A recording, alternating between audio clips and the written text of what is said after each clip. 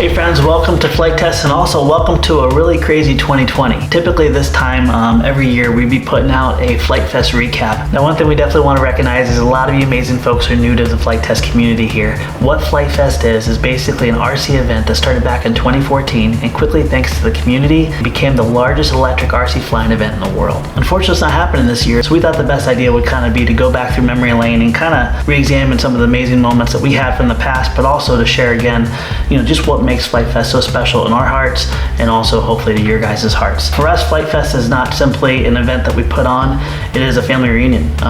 Flite Test is not something that's built around model aviation, although that's something we love. It's not built around flight, although that's one of our joys in life. It's built around people and the relationships we get from people. Oftentimes we use building foam board model airplanes, or we use the joys of flying to connect with people in a real way. Flite Fest for us is where all that comes to be a huge reality. And ever since it became a reality in 2014, it's been a real staple in our lives and also our families' lives. Back when it started in 2014, it literally started from a conversation we had in the office. I remember it really clearly because we didn't want to just put on an event like any other event where people kind of come together, they bring out their toys, they fly their toys, and then they go home. Oftentimes in flying events, you see just mainly, men, and you see, some younger kids, but a very, very small fraction of the family. We didn't want to see that with Flite Fest. We wanted there to be something for the whole entire family to enjoy. And we also wanted there to be a reality where, you wouldn't just come out and bring your toys and you had to be established in the hobby, but you could actually go out and you could build, you could learn, you could fly, you could create something special. And you could have activities that would, maybe not bring you home with an intact plane, but would bring you home with a lot of memories and a lot of joy. I remember Alex sitting back and saying, sounds like the Festival of Flight. And that was kind of the point where it was really coined. And I remember Austin coming up really clearly, like, my dad has an airstrip in his backyard, and I think it'd be really cool if we check out and see if we can do it there. And from that moment on in 2014, the concept of Flite Fest was born. The reality is that this wasn't going to happen overnight, and it was definitely not going to happen by our own means. We were a very small company at the time. We were very young in the industry, and we needed to not only have amazing people, but also some revenue. So we put out a Kickstarter, and our first goal was to really just, okay, what's the bare minimum we need?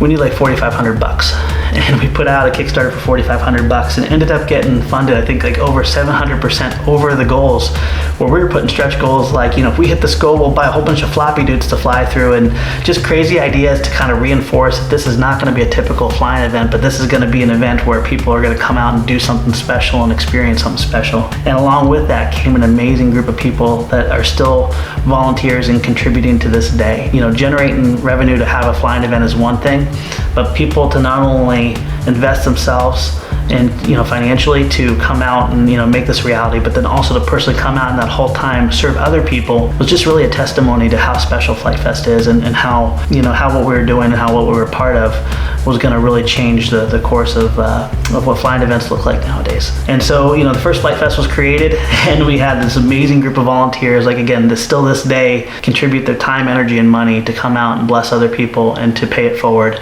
and to engage other people and help them learn and discover the joys of flight and also connecting with each other. As time went on, we're like, okay, we had this cool event. What are we going to put in this event? So that's where the build tents came in, and that's where the idea of people coming out and they don't need to know anything about the hobby. They can simply just grab some raw materials, start building, and we had volunteers again ready to serve them, to help them kind of discover what building an airplane looks like, what putting servos and electronics look like. Getting a whole bunch of people in one tent together is a really good way to take people from strangers to friends to family. As the time went on from one year to another, we ended up adding more and more and more tents. And one of the greatest joys was we didn't just see established people in the hobby. We saw young kids creating their own designs. We saw older people, perfecting their designs or feeding into other people. Every dynamic and stuff. And what I loved is oftentimes you'd see like one table get established, and then those people would make friends with the people next to them. Next thing you know, their families were all involved, and you'd see the kids building something, and you'd see the adults building something along with them. All this was something that'd be very difficult to try to overcome if it wasn't for having a store there. Again, we wanted to kind of reimagine, if a flying event can take a shift, what would an RC store look like? Would it be just simply a point of sale, or would it be a place where you could identify the next project or the next journey you're going to go on? And everyone in Flite Test has an amazing wife behind them that have contributed in so many different ways. My wife's name is Jen, Alex's wife, his name is Lindsay, Stefan's wife, his name is Liz, and Austin's wife is named Dana. Every single one of our spouses have contributed to the store in an amazing way, and they kind of made that place their home and a very welcoming, friendly place. That, coupled along with incredible volunteers to kind of answer questions, made it a place where it wasn't a point of sale where you came in and you bought your thing and you left, but it was an experience altogether. People would walk through the doors, they'd look at all the different models on the wall, and then they would pick out their project based on their skill level or what they wanted to experience or the kind of airplane they loved. And it was just really an amazing thing. Without the store, we wouldn't be able to kind of bring that experience to light, but also with some of the activities we did, planes wouldn't last very long. Alex coined a really cool term early on where it was, bring the people you love and the planes you don't. We had activities that were frankly somewhat destructive, and that kind of goes back to a lot of our vision of the planes are a source for making the memories and making the connection, not the end all be all. And so we'd run some really crazy stuff like combats. And these combats, a really cool thing about it is every shape and size of airplane that you can imagine, from retail hobby shop airplanes all the way to crazy creations that were small and also absolutely humongous, were getting created and built in these build tents, and then people would run out to the front lines and then they put them into the air. The cool thing about it was not only an amazing experience for the people building and creating these crazy contraptions, but also the people at Flite Fest that came out to see what this hobby was all about or heard about it in the paper would come out, and they were given an amazing show of something they'd never seen before, where people were willfully taking these flying contraptions, putting them in the air, and the last person flying got a free kit or a high five or a hug. It was absolutely incredible to see, and I don't think to this day there's any kind of combat to this scale that what we see at Flite Fest.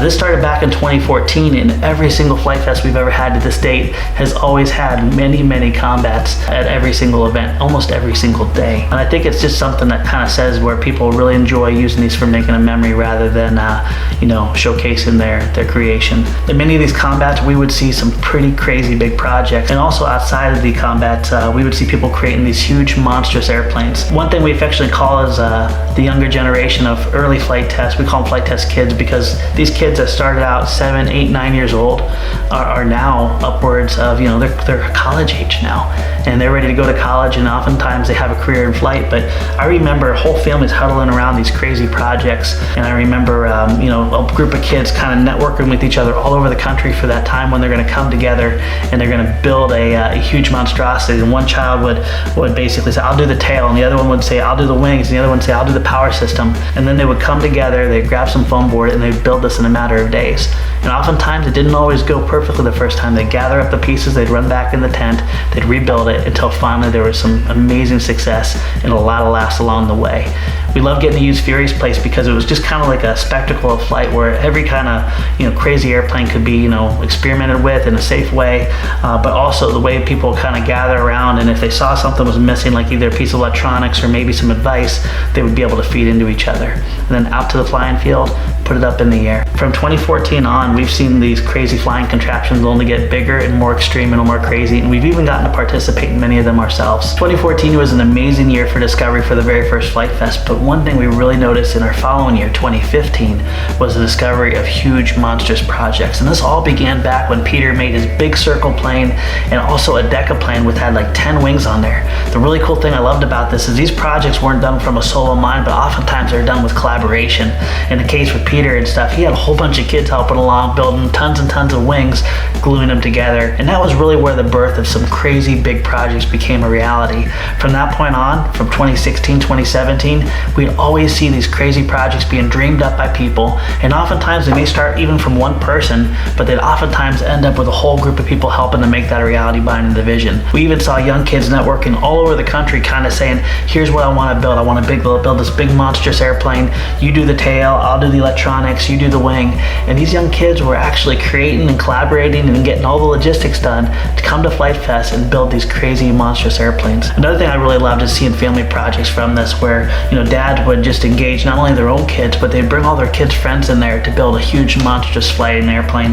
Some of them being real scale, some of them being from their own mind and contraptions. But big planes have always kind of from that point on become a staple of what Flite Fests are all about. Not only what simple common materials can do, but what amazing young and old minds events can do when put together. You know, with Flite Fest, it really is a big family reunion for us, but in 2017 and 2018, we really put a lot of effort in trying to come to people versus making them come to us. It was a reality that a lot of people couldn't make it all the way to Ohio, and we wanted to try to see what would it take to be able to come to them and kind of hop around the country to be able to engage people closer to where they are.